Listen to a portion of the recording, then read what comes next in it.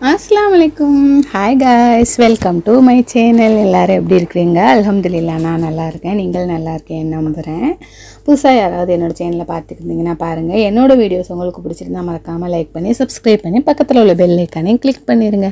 அப்பதான் நான் போடுற வீடியோட நோட்டிஃபிகேஷன் உங்களுக்கு உடனுக்குடன் வந்து சேரும். வீடியோ மிஸ் பண்ணாம பார்க்கலாம். வாங்க இப்போ வீடியோக்குள்ள போகலாம். இது நோன்பு ஒரு 5ல எடுத்த வீடியோ. நான் ஒரு ஷார்ட்ஸ் அப்லோட் பண்ணியிருந்தேன். இது என்ன ஃபங்க்ஷன் சொல்லுங்கன்னு பார்ப்போம்னு சொல்லிட்டு அதோடைய லென்த் வீடியோ தான் இது. அது என்ன ஃபங்க்ஷன் பார்த்தீங்கன்னா, என்னோட சிஸ்டர் பொண்ணு ஏஜ் அட்டன் பண்ணிட்டா. அதுக்காக தான் அந்த வீடியோஸ் தான் நான் போட்டிருந்தேன், ஷார்ட்ஸ் வீடியோவாக. அதோடைய லென்த் வீடியோ தான் இது. இதுக்கு நாங்கள் இப்போ மதுரைக்கு போய்கிட்டு இருக்கோம். நம்ம இயர்லி மார்னிங் ஒரு 5:30க்கெலாம் கிளம்பிட்டோம். சஹர் முடித்ததோட கையோட உடனே கிளம்பிட்டோம். அப்போ தான் நம்ம கொஞ்சம் நைட் சீக்கிரம் வந்துடலாம்னு சொல்லிட்டு அப்படியுமே மணி 1:30 மணிக்கு மேலே நம்ம கொஞ்சம் திங்ஸ்லாம் வாங்கிட்டு போவோம்ல, அதுக்கு தான் அதை வாங்கிட்டு போவோம்னு சொல்லிட்டு மதுரைக்கு தான் போய்கிட்டு இருக்கிறோம். போகிற வழியிலேயே கொஞ்சம் மதுரையை நெருங்க போகும்போது அங்கே இருக்குதுல கீழடி மியூசியம், அங்கே தான் போயிருக்கிறோம். சரி, இதெல்லாம் பார்க்க வேண்டிய ஒன்று தான். பசங்களுக்கு கண்டிப்பாக லைஃப்பில் ஸ்கூல் ஏதோ ஒரு நாளில் ஏதோ ஒரு மூலையில் கேட்கப்படுற கேள்விக்கு இதெல்லாம் உதவலாம்னு சொல்லிட்டு சரி கூட்டிகிட்டு போய் காமிக்கலாம்னு சொல்லிட்டு தான் நான் போயிருக்கேன். கூட்டிக்கிட்டு போய் பார்த்தா ரொம்ப சூப்பராக இருந்துச்சு. ஏன்னா இதெல்லாம் நம்ம காண கிடைக்காத பொக்கிஷம், அருங்காட்சியகம் சொல்வாங்கல்ல, அது உண்மைதான். ஏன்னா இதெல்லாம் நம்ம பார்த்துருக்க மாட்டோம். இதில் நம்ம கொஞ்சம் பார்த்துருப்போம், அது என்னன்னு கூட நம்மளுக்கு தெரிஞ்சிருக்காது. அந்த மாதிரி தான் நம்ம பார்த்துருப்போம். ஆனால் இதையெல்லாம் பார்க்கும்போது நம்மளுக்கு என்னென்னு சொல்கிறது எனக்கு சொல்ல தெரியலை எப்படின்னு சொல்லிட்டு முக்கியமான ஒன்று அது மட்டும் தான் தெரியுது எனக்கு. அதனால் எடுத்துக்கிட்டு பசங்களையும் இதெல்லாம் பார்க்க சொன்னேன். நான் ஆப்ரேஷன் பண்ணியிருந்தனால என்னால் அவ்வளோக்கா எல்லாத்தையும் பார்க்க முடியலை. மேலெல்லாம் ஏறி நான் போகலை. பசங்களை கூட்டிகிட்டு போய் காமிக்க சொன்னேன். என்னுடைய ஹஸ்பண்டு அம்மா 2 பேரும் தான் கூட்டிகிட்டு போய் காமிச்சாங்க. எல்லாமே மிக முக்கியமானதாக தான் இருந்துச்சு. அந்த காலத்தில் எப்படி வாழ்ந்தாங்க, என்ன யூஸ் பண்ணாங்க, எது மூலமாக சமைச்சாங்க, எப்படி வீடு கட்டினாங்க, என்ன மாதிரி செங்கல் பயன்படுத்தினாங்க, அப்புறம் வேட்டையாடுறதுக்கு என்ன பயன்படுத்தினாங்க, தங்கம் என்ன பயன்படுத்தினாங்க, உலோகத்தில் என்ன பயன்படுத்தினாங்க, அந்த மாதிரி வித்தியாசமாக என்னென்னமோ இருந்துச்சு. அவங்க கல்யாணத்தப்போ அணிஞ்ச அந்த தாலியெலாம் இருந்துச்சு. அப்புறம் அவங்க யூஸ் பண்ண சீப்பு, என்னன்னு சொல்கிறேன்னு தெரில, காண கிடைக்காத நிறைய அரிய பொக்கிஷங்கள் இருக்குது. கண்டிப்பாக நீங்களும் போய் பாருங்கள். பசங்களை கூட்டிகிட்டு போய் காமிங்க. எங்கெங்கேயோ நம்ம போய் பார்க்குறோம், பக்கத்துலேயே இருக்க இதை நம்ம மிஸ் பண்ணியிருக்கோம். போய் கண்டிப்பாக பாருங்கள், பசங்களுக்கும் காமிங்க. இது அப்படியே எடுத்துகிட்டு போய் வச்சுருக்காங்களா இல்லை அங்கேயே இருந்ததான்னு தெரியலை. அதை பார்க்கும்போது அந்த காலத்தில் பயன்படுத்தின வீடோடைய அரிய இதுகள், அப்புறம் இதெல்லாம் படங்களாக வரைஞ்சிருக்கும்ல, ஓவியங்கள், அந்த மாதிரி அந்த காலத்தில் உள்ளது பூரா வரைஞ்சி வச்சுருக்காங்க. இதெல்லாம் கண்டிப்பாக பார்க்கணும். பசங்களுக்கு கண்டிப்பாக தேவைப்படுறது தான் இதெல்லாம். நாங்கள் போன அன்றைக்கின்னு எதுவும் ஃபங்க்ஷனாக என்னன்னு தெரியலை. ஃபங்க்ஷன்னா என்ன மாதிரி ஃபங்க்ஷன்னா, பசங்களுக்கு இதெல்லாம் காமிக்கிறதுக்கு கூட்டிகிட்டு வந்திருக்காங்க. என்னென்ன ஊரோ சொல்கிறாங்க பேர், ரொம்ப தூரத்துலேருந்து வந்திருக்காங்க. அவங்கெல்லாம் எங்கே வந்திருக்காங்கன்னு பார்த்தீங்கன்னா, அருங்காட்சியகத்தை பார்க்க அரசே ஏற்பாடு பண்ண பஸ்ஸில் ஃப்ரீ பஸ்ஸு அதில் கூட்டிகிட்டு வந்திருக்காங்க. எப்படியும் 1ஆம் கிளாஸ்லேருந்து பஸ் ஸ்டாண்டர்ட் முதல் 12th வரைக்கும் எல்லா பசங்களையுமே கூட்டிகிட்டு வந்திருந்தாங்க. எல்லாருமே பஸ்ஸில் தான் வந்திருந்தாங்க. அப்போ நாங்கள் கேட்டோம், இது என்ன நீங்கள் பஸ்ஸில் வந்திருக்கீங்களே, எப்படி கவர்மெண்ட் பஸ் வந்திருக்கேன்னு. ஃப்ரீ பஸ் அக்கா, எங்களை சுற்றி காட்ட தான் கூட்டிகிட்டு வந்திருக்காங்க அப்படின்னு சொல்லிட்டு சொன்னிச்சுக்கோ பிள்ளைகள்லாம். பார்த்தா வரிசை அழகாக இருந்துச்சு, க்யூட்டாக இருந்துச்சு. சின்ன பசங்கள்லாம் பார்க்குறதுக்கு ரொம்ப சூப்பராக இருந்துச்சு. அப்புறம் வெளிநாட்டிலேருந்து வெள்ளைக்காரங்க எல்லோரும் பார்த்துக்கிட்டு இருக்காங்க. அதான் நான் நினச்சேன், இவ்வளோ நாளாக நம்ம இருந்து இப்போ மிஸ் பண்ணிட்டோமே அப்படின்னு சொல்லிட்டு. இதெல்லாம் அவங்க உபயோகப்படுத்தியது தான். என்னென்னமோ கற்களாம், நவரத்தின கற்கள் அப்படின்னு சொல்லிட்டு சொன்னாங்க. அதெல்லாம் அங்கே காட்சிப்படுத்தி வச்சுருக்குறாங்க. பார்க்கவே ரொம்ப சூப்பராக இருக்குது. ஒவ்வொரு கல்லும் என்னென்ன கல்லுன்னு சொல்லிட்டு அதோடய பேர் எல்லாம் போட்டிருக்கு. இதெல்லாம் நம்மளுக்கு தெரியாதுல்ல, நம்ம என்றைக்கு பார்த்துருக்கோம். இதெல்லாம் இப்படி போய் பார்த்தா தான் தெரியும். நம்மளுக்கு தெரிகிறத விட நம்ம பசங்களுக்கு தெரிஞ்சுன்னா அவங்க லைஃப்பில் இது உதவும். கண்டிப்பாக ஸ்கூல் லைஃப்க்கும் உதவும், காலேஜ் லைஃப்க்கும் உதவும். அந்த பொன்னாலான ஆபரணங்கள்லாம் இருக்குல்ல, இதுதான் அது.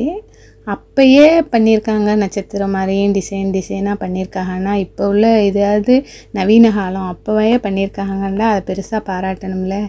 அந்தளவுக்கு இருந்திருக்கு. அப்போ ஹாலோகிராமில் நல்லா காமிக்கிறாங்க அந்த காலத்தில் என்னென்ன திங்ஸ்லாம் யூஸ் பண்ணான்னு சொல்லிட்டு.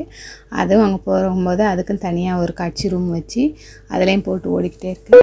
பசங்கள்லாம் சொன்னேன்ல, இந்த ஃபஸ்ட் ஸ்டாண்டர்ட், செகண்ட் ஸ்டாண்டர்ட் இந்த மாதிரி படிக்குங்களா, அந்த பசங்களை டீச்சர் சார் கூட்டிகிட்டு வரும்போது அவங்களுக்கு இது என்னன்னு தெரியாதுனாடி பக்கத்தில் போய் பார்க்க பண்ணாங்க. அதெல்லாம் எதுவும் டச் பண்ணக்கூடாதுன்னு சொல்லுவோம். அவங்க பாட்டுக்கு வரிசையாக போயிட்டாங்க. ரொம்ப சூப்பராக இருந்துச்சு. நான் இதை பார்த்ததை விட அந்த பசங்களை தான் கொஞ்சம் நேரம் பார்த்துக்கிட்டு இருந்தேன்.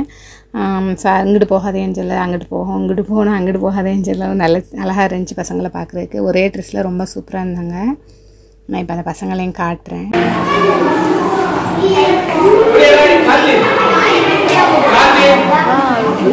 Gracias.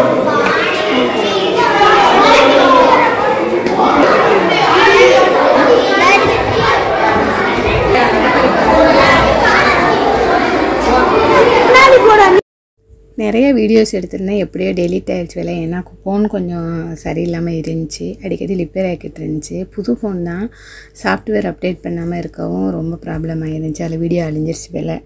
பாதி வீடியோஸ் அப்லோட் பண்ண முடியலை, அவ்வளோதான். இப்போ வந்து நம்ம மதுரைக்கு போகிறோம் சொன்னோம்ல. இப்போ வந்து நம்ம எங்கே வந்துட்டோம்னு பார்த்திங்கன்னா சரவணா ஸ்டோர் வந்துட்டோம். அதுக்கு முன்னாடி இதில் என்ன காமிச்சிருக்கேன்னு பார்த்திங்கன்னா, என்னுடைய பசங்க வந்து எப்போவுமே காசு வந்து உண்டியலில் சேமிக்கிற பழக்கம் இருக்குது அவங்களுக்கு. அதை வந்து அந்த டப்பா நிறைஞ்சதுக்கப்புறம் தான் க்ளோஸ் பண்ணி உடச்சி எடுப்போம். இந்த தடவை பார்த்திங்கன்னா ஒரு இரும்பு டப்பா அம்மா மலேசியாவிலேருந்து கொண்டு வந்திருந்தாங்க. அதில் வந்து காசு சேவ் பண்ணிச்சுக்க. அது டப்பா ஓப்பன் பண்ணுற டப்பான்னு நினச்சிட்டு காசெல்லாம் போட்டோம். கடைசியில் பார்த்தா அந்த டப்பா ஓப்பன் பண்ண முடியலை. டின்னு அது. அப்புறம் வந்து கட் பண்ணி தான் எடுத்தோம். ரொம்ப இதாகிடுச்சு. காசும் 2-3 காசு துருவாயிருச்சு. அதில் அவங்களுடைய சேமிப்ஸில் அவங்களுக்கு கொஞ்சம் திங்ஸ்லாம் வாங்கி கொடுத்தேன். அந்த காசு தான் இது. ஓப்பன் பண்ண வீடியோ இது. ஏன்னா அவங்க சொல்லிட்டாங்க, எங்களுக்கு வாங்கின திங்ஸ் உங்கள் காசு நீங்கள் சொல்கிறியே, நாங்கள் தானே சேர்த்தோம் அப்படின்னு.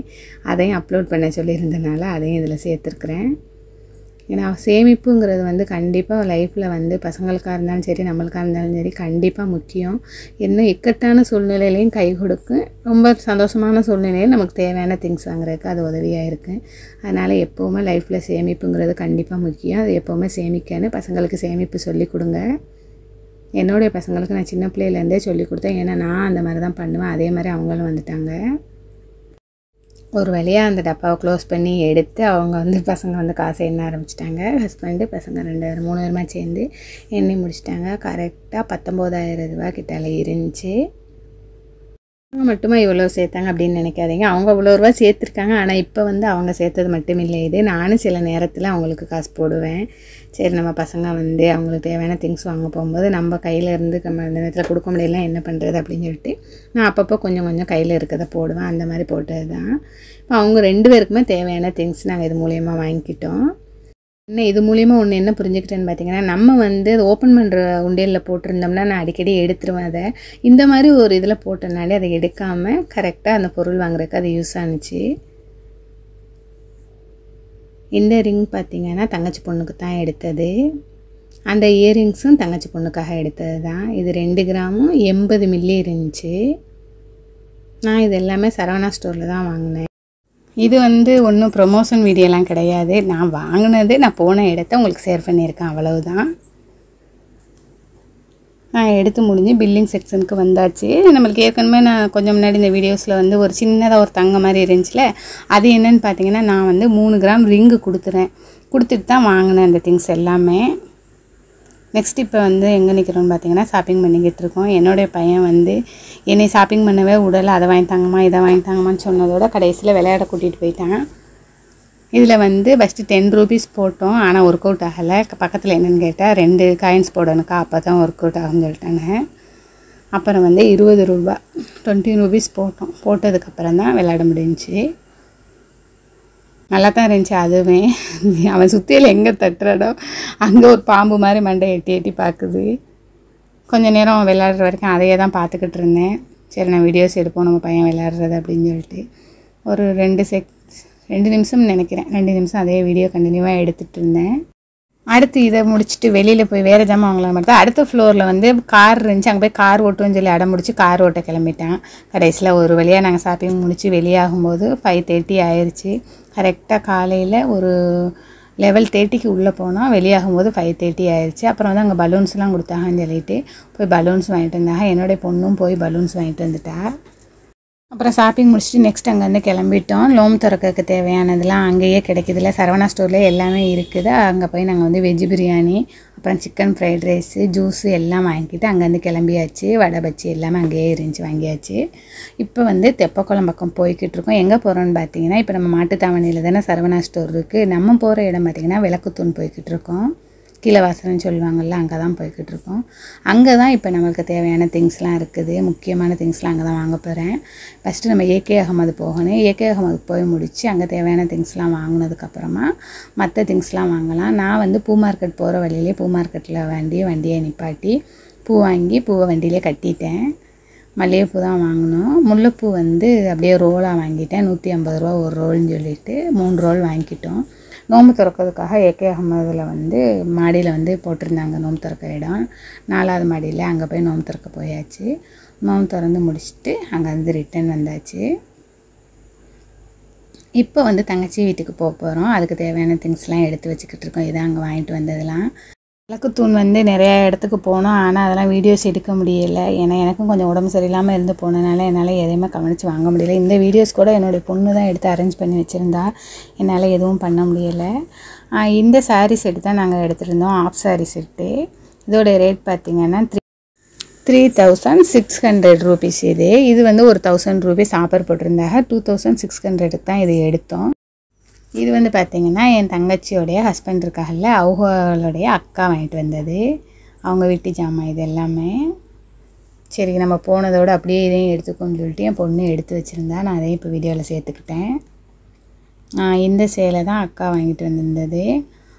அவங்க வந்து இந்த சேலை வந்து ஆனந்தமில் வாங்கியிருந்தாங்க. ஆனந்தம் சில்க்ஸ் ராமநாதபுரத்தில் இருக்குல்ல, ராம்நாட்டில் வாங்கினது இது.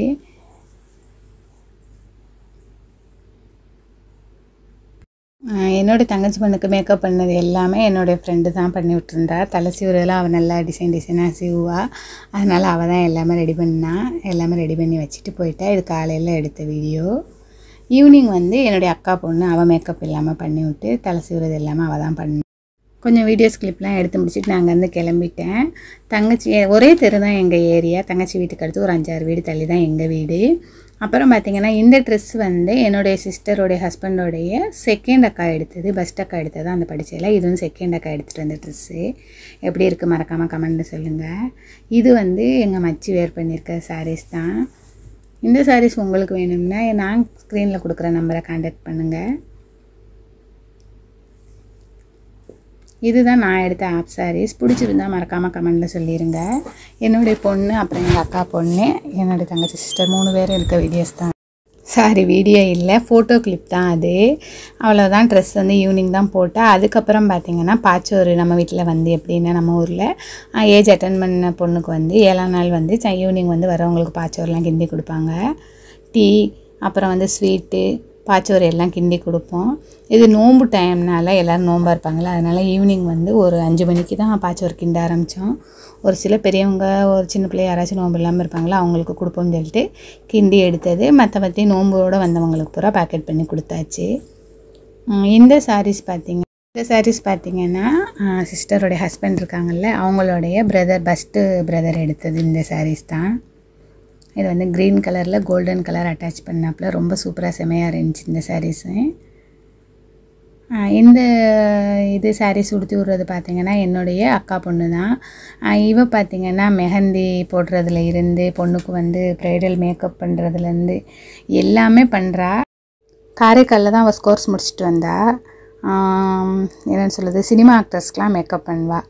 உங்கள் வீட்லேயும் மெஹந்தி ஃபங்க்ஷன், மேரேஜ் ஃபங்க்ஷன், அப்புறம் வந்து பேபி ஷவர் ஃபங்க்ஷன், என்ன ஃபங்க்ஷனாக இருந்தாலும் உங்களுக்கு வந்து இந்த மாதிரி இவங்க தேவைப்பட்டாங்கன்னா என்னுடைய கமெண்டில் சொல்லுங்கள். நான் வந்து உங்களுக்கு கான்டாக்ட் நம்பர் தர்றேன்.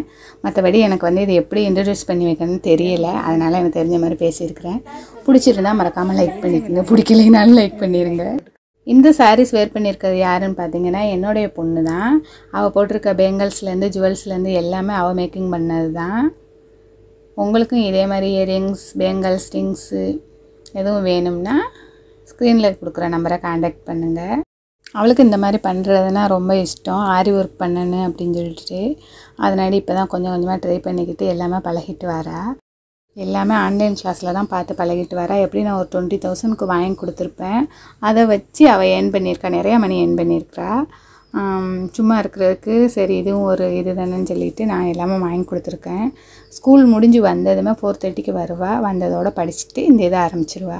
மட்டும் பார்க்குறாங்களே, அப்போ உங்கள் பொண்ணு நல்லா படிப்பாங்களா படிக்க மாட்டாங்களா அப்படின்னு நினைக்காதீங்க. என்னோடய பொண்ணு நல்லாவே படிப்பேன். 8th ஸ்டாண்டர்ட் படிக்கும் போது NMMS எக்ஸாம் எழுதி நான் உங்கள் ஸ்கூலில் எல்லா பிள்ளைகளும் எழுதிச்சு 8th ஸ்டாண்டர்டில். ஆனால் என்னோடய பொண்ணு மட்டும்தான் எங்கள் ஊர் புதுவலசையில் பாஸ் ஆனது, ரீச் பண்ணியிருக்கேன். ஆனால் இன்னும் மணி ஏர்ன் பண்ணலை. அது வந்தால் தானே அவங்களுக்கும் கொஞ்சம் சந்தோஷமாக இருக்கும். எல்லா பசங்களுக்கும் ஏறிடுச்சு, ஆனால் இவளுக்கு இது வரைக்கும் வரலை.